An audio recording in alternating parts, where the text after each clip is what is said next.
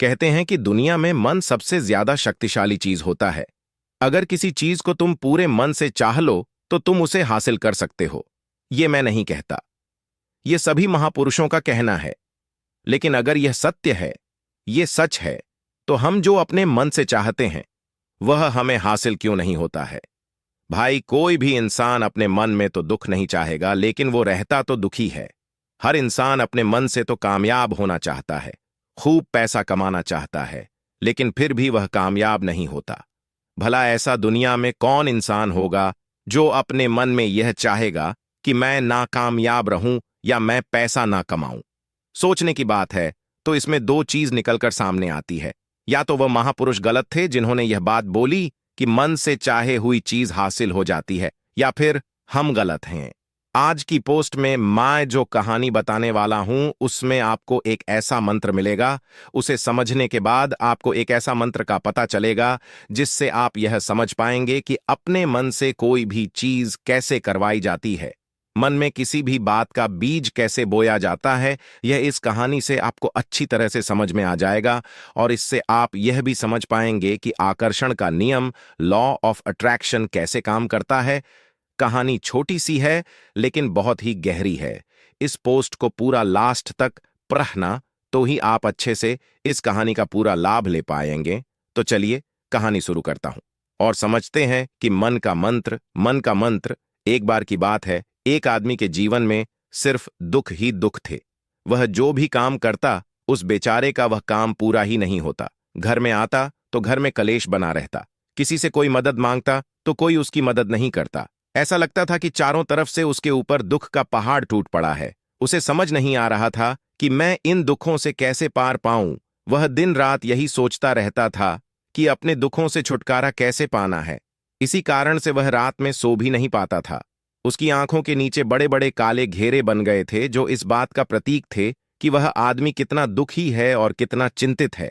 कभी कभी तो उसके मन में आत्महत्या करने के भी ख्याल आते थे, लेकिन अपने परिवार की चिंता करके वह यह कदम नहीं उठा पाता। वह इतना दुखी हो गया कि उसने निर्णय किया कि वह इन दुखों से छुटकारा पाकर ही रहेगा। इसके लिए चाहे उसे कितनी ही मेहनत करनी पड़े, कुछ भी करना पड़े, चाहे अंगारों पर चलना पड़े, लेकिन इन दुखों से छुटकारा हासिल करके रहेगा। ऐसे ही एक दिन उसने अपने मित्र से पूछा कि मैं अपने जीवन को कैसे सुधारें। उसके मित्र ने उसे बताया कि तुम किसी बाबा के पास जाओ। बाबाओं के पास ऐसा मंत्र होता है जिससे सारे दुख मिट जाते हैं, जीवन खुशियों से भर जाता है और धन संपदा भी हासिल होती है।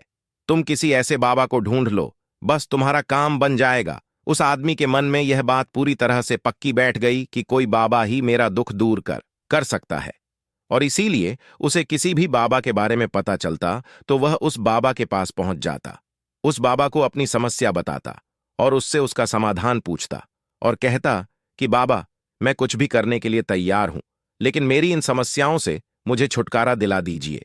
आप जो कहेंगे मैं वह करूंगा, लेकिन मेरे जीवन को सुधार दीजिए। बाबा उसे कुछ टोने टोटके बताते थे करने के लिए, और बदले में दान दक्षिणा ले लेते थे कि यह टोना टोटका करने के बाद तुम्हारे घर में सुख शांति बनी रहेगी। बस इस टोटके को पूरी विधि के साथ करना। वह आदमी घर लौटकर पूरी विधि के साथ टोने टोटके करने लगा, लेकिन बहुत टोने टोटके करने के बाद भी उसके जीवन में कुछ बदलाव नहीं आया। इसके विपरीत उसका जीवन और ज्यादा दुखी हो गया। जो भी बाबा उसे टोना टोटका देता था वह बदले में उससे दान दक्षिणा लेता, जिससे उसका धन भी धीरे धीरे खत्म हो रहा था। इससे उसके जीवन में दुख और ज्यादा बढ़ गया। तब उसे लगा कि बाबाओं के पास जाने से तो मेरे जीवन में दुख कम होने की वजह बढ़ते ही जा रहे हैं, तो मुझे क्या करना चाहिए? बाबाओं के पास जाऊं या ना जाऊं? फिर एक दिन एक आदमी ने उसे बताया कि तुम अपने घर में किसी पंडित को बुलाकर हवन करवा लो। हवन होगा, घर शुद्ध हो जाएगा। कोई भी बुरी ऊर्जा होगी घर में तो वह घर से बाहर चली जाएगी। किसी पंडित को बुलाकर पूरे विधि विधान उसे मंत्र उच्चारण कराओ, हवन कराओ, जिससे घर में सुख शांति आए। उस आदमी के मन में यह बात बैठ गई और उसने एक पंडित को अपने घर पर बुलाकर हवन करवा दिया। हवन अच्छी तरह से संपन्न हुआ। बदले में पंडित ने भी अच्छी दान दक्षिणा ली और उसके बाद वह वहां से विदा हो गया। लेकिन कुछ दिनों के बाद उस आदमी को महसूस हुआ कि उसके जीवन में अभी भी कोई बदलाव नहीं आया है। अब वह आदमी पूरी तरह से दुखी हो गया और ज्यादा परेशान हो गया। अब तो उसे लगने लगा था कि मेरे जीवन में से दुख कभी खत्म ही नहीं होंगे, और यही सोच सोच कर उस आदमी का बुरा हाल हो गया था। फिर एक दिन उसे अपने मित्र से एक ऐसे बाबा के बारे में पता चला जो समाधान बताने के लिए कोई दान दक्षिणा नहीं लेता था। उस आदमी को लगा कि यह बाबा दूसरे बाबाओं की तरह नहीं हो सकता, क्योंकि यह तो दान दक्षिणा लेता ही नहीं, और अगर दान दक्षिणा नहीं लेता तो यह सच में कोई सिद्ध बाबा होगा, और यही सोचकर वह उस बाबा के पास पहुंच जाता है। जब वह आदमी वहां पर पहुंचता है तो वह बाबा ध्यान में बैठे हुए थे। यह देखकर वह आदमी वहीं पर चुपचाप बैठकर ध्यान से बाहर आने का उनका इंतजार करने लगा। थोड़ी देर बाद बाबा ने आंखें खोलीं तो सामने एक दुखी और परेशान युवक को बैठे देखा। उसकी आंखों के नीचे काले घेरे देखकर ही समझ गया कि यह आदमी अपने जीवन से कितना परेशान है। उसे संबोधित करते हुए बाबा ने पूछा कि बच्चा, क्या चाहते हो? बाबा के पास क्या लेने आए हो? उस आदमी ने कहा कि बाबा, मैं अपने जीवन से बहुत परेशान हूं। मैंने इन दुखों को दूर करने के लिए बहुत सारे रास्ते अपनाए, हर वो तरकीब करके देखें जो किसी बाबा ने मुझे बताई, हर वो काम किया जो कोई भी इंसान ने मुझसे करने को कहा, लेकिन मेरे जीवन में दुखों में कोई कमी नहीं आई। बाबा, इसके विपरीत मेरे जीवन में दुखों में बढ़ोतरी हो गई है। मुझे समझ में नहीं आ रहा है कि मैं क्या करूं। कभी कभी तो मैं आत्महत्या करने की सोचता हूं, लेकिन मैं अपने परिवार की सोचकर मैं यह कदम नहीं उठाता हूं। मैंने आपके बारे में बहुत सुना है बाबा, और मैं बहुत उम्मीद के साथ आपके पास आया हूं। कृपया करके मुझे कोई ऐसा मार्ग बताएं जिससे मुझे अपने दुखों से छुटकारा मिल जाए। मैं अपने दुखों से छुटकारा पाने के लिए कुछ भी करने को तैयार हूं। आप मुझे कोई भी रास्ता बताएं, चाहे वह रास्ता कितना ही कठिन क्यों ना हो, मैं उसको पार करके रहूंगा। बाबा ने महसूस किया कि आदमी तो सच में बहुत परेशान है। बाबा ने उसकी बात सुनकर कहा कि बच्चा, दुखों को दूर करने के लिए मंत्र ऐसे ही नहीं मिलते हैं। मंत्र पाने के लिए कुछ करना पड़ता है। तुम कुछ कर सकते हो। यह सुनकर पहले तो उस आदमी ने सोचा कि ये बाबा भी मुझसे दान दक्षिणा मांगेंगे, लेकिन और कोई रास्ता ना पाकर उस आदमी ने कहा, बाबा, आपको जितना भी दान दक्षिणा चाहिए मैं देने के लिए तैयार हूं, लेकिन आपका मंत्र सच्चा होना चाहिए, वह पूरा होना चाहिए, उसका फल मुझे मिलना चाहिए। उसके बाद मैं आपको जो भी दान दक्षिणा लेना चाहते हो मैं आपको दे दूंगा। बाबा ने कहा, दान दक्षिणा तो बहुत छोटी चीज है, मुझे वह नहीं चाहिए। इस पर वो आदमी सोच विचार करके बोला, तो बाबा, मैं अंगारों पर भी चलने के लिए तैयार हूं, आप मुझे बस आज्ञा दीजिए। बाबा ने कहा कि अंगारों पर चलने वाली छोटी चीज मैं तुमसे नहीं कराने वाला हूं। मैं जो तुमसे कराने वाला हूं वह बहुत कठिन मंत्र है, उसे पूरा कर पाओगे। उसने कहा, बाबा, आप मुझे बताइए तो सही, मुझे करना क्या होगा? मैं कुछ भी करने के लिए तैयार हूं। इस पर बाबा ने उसे कहा कि यहां से जब तुम अपने घर जाओ तो रास्ते में अपने मन में यह दोहराते जाना कि मैं सुखी हूं, मैं सुखी हूं। बार बार अपने मन में यही दोहराना, और याद रहे जुबान पर यह नहीं आना चाहिए, यह सिर्फ मन में दोहराना है। यह सुनकर वो आदमी बोला, बाबा, बस इतनी सी बात, यह तो मैं चुटकी बजाते कर लूंगा, लेकिन इससे होगा क्या? बाबा बोले कि इस मंत्र को करके तो देखो, वैसे भी तुमने इतने बाबाओं के मंत्र किए हैं, तो इस मंत्र को भी करके देख लो। उस आदमी ने सोचा कि बाबा कुछ दान दक्षिणा तो ले नहीं रहे हैं, और छोटा सा मंत्र है, इसे तो मैं कर ही लूंगा। वो बोला, ठीक है बाबा, मैं ये मंत्र जरूर करूंगा। और वो आदमी यह कहकर वहां से चलने लगा। लेकिन जैसे ही वह चलने लगा, पीछे से बाबा ने बोला कि बच्चा, एक बात याद रखना, जब तुम ये मंत्र अपने मन में दोहराना तो तुम्हारे मन में बंदर के विचार नहीं आने चाहिए, बंदर का ख्याल भी नहीं आना चाहिए, तो ही यह मंत्र सिद्ध होगा। आदमी बोला, मुझे तो आज तक बंदर का कोई विचार नहीं आया, तो अब क्यों आएगा?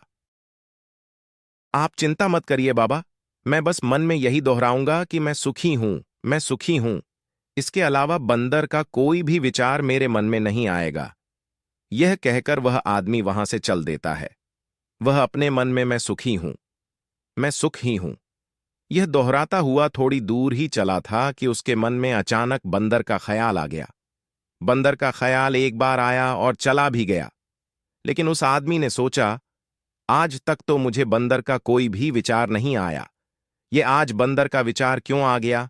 और ऐसे करके उसने उस बंदर के विचार को पकड़ लिया, और यह भूल गया कि मुझे क्या मंत्र दोहराना है, और वह बंदर के बारे में सोचने लगा जब थोड़ी देर बाद फिर से उसे होश आया तो वह फिर से अपना वही मंत्र दोहराने लगा जो बाबा ने उसे बताया था, मैं सुखी हूं, मैं सुखी हूं। लेकिन अचानक से उसे एक बंदर दिखाई दिया और यह देखकर फिर से उसके मन में बंदर का विचार उठ गया और यह देखकर वह इस विचार को बाहर फेंकना चाहता था और वह चाहता था कि मेरे अंदर किसी तरह से बंदर का विचार ना आए, लेकिन उसे तो सामने बंदर ही दिखाई दिया। ऐसे ही जद्दोजहद करते करते घर पर पहुंचा और घर पर पहुंचने के बाद अपनी पत्नी को कहा कि हे बंदरिया, मुझे खाने में बंदर परोस दो। और जब उसे एहसास हुआ कि उसने क्या बोल दिया तो वह अपने बाल नोचने लगा और दीवारों में सर मारने लगा कि आज तक मुझे बंदर का कोई भी विचार नहीं आया और आज मुझे यह क्या हो गया है कि मुझे हर जगह बंदर ही बंदर नजर आ रहे हैं, ये कैसी माया है। यही सोच सोचकर वह आदमी रात भर सो नहीं पाया। रात भर करवटें बदलते रहा और सुबह उठकर सीधे उसी बाबा के पास पहुंच गया और उसके चरणों में गिरकर कहा कि बाबा, पता नहीं क्या चमत्कार हो रहा है, आज तक मुझे बंदर का कोई विचार नहीं आया, लेकिन कल से जब से आपने मुझसे कहा कि बंदर का विचार नहीं आना चाहिए, तब से मुझे हर जगह बंदर ही बंदर नजर आ रहे हैं। उस आदमी ने कहा कि बाबा, मुझे तो आपके पीछे पेड़ पर बैठा बंदर केले खाते हुए दिखाई दे रहा है, ये हो क्या रहा है बाबा। ये सुनकर बाबा हंसने लगे, हाँ हाँ हाँ हाँ बच्चा, मन का जाल एक ऐसा जाल है जिसे समझ पाना इतना आसान नहीं है। बंदर तो तुम्हारे रास्ते में पहले भी आते थे।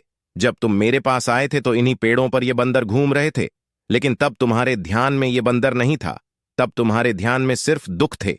इसके बाद बाबा ने उसे बताया कि बच्चा, हम जिस चीज से भी दूर भागना चाहते हैं वही चीज हमारे मन में बहुत गहरे में प्रविष्ट हो जाती है और हमारे अंतर्मन में समा जाती है।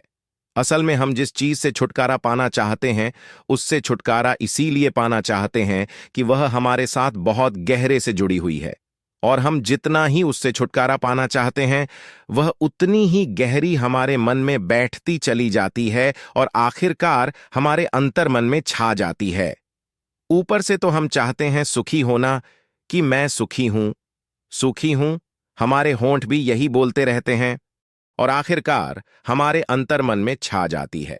ऊपर से तो हम चाहते हैं सुखी होना कि मैं सुखी हूं, सुखी हूं, हमारे होंठ भी यही बोलते रहते हैं, लेकिन हमारे मन में दुख समाये होते हैं, हमारे विचारों में हमारे मन में दुख ही दुख दिखाई देते हैं। इसीलिए अपनी जुबान से बार बार यह बोलने से कि मैं सुखी हूं, मैं सुखी हूं, हम सुखी नहीं होंगे जब तक यह मंत्र हमारे अंतर्मन में प्रविष्ट नहीं होगा। इस पर उस आदमी ने पूछा कि बाबा, लेकिन यह मंत्र हमारे अंतर्मन में प्रविष्ट कैसे होगा। यह सुनकर बाबा ने कहा कि बच्चा, अपने दुखों से लड़ना बंद कर दो।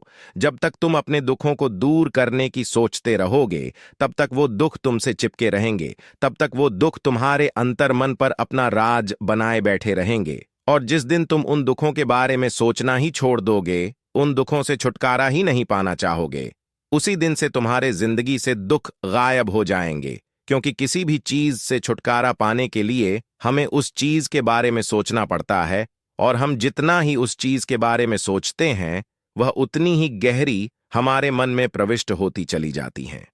निष्कर्ष, हम अधिकतर समय दुखों के बारे में ही सोचते हैं। हम यही सोचते हैं कि हमारे जीवन में दुख है और हमें इससे छुटकारा पाना है। इसी वजह से बार बार सोचने से वो दुख हमारे अंतर्मन में प्रविष्ट हो जाते हैं और हमें एहसास भी नहीं होता। इसीलिए अगर तुम दुखों से छुटकारा पाना चाहते हो तो दुखों से छुटकारा पाने के बारे में सोचना छोड़ दो, तुम्हें दुखों से छुटकारा मिल जाएगा। अक्सर आदमी धूम्रपान छोड़ना चाहता है, शराब छोड़ना चाहता है, सुबह अपने आप से यह वादा करता है कि मैं कोई भी गलत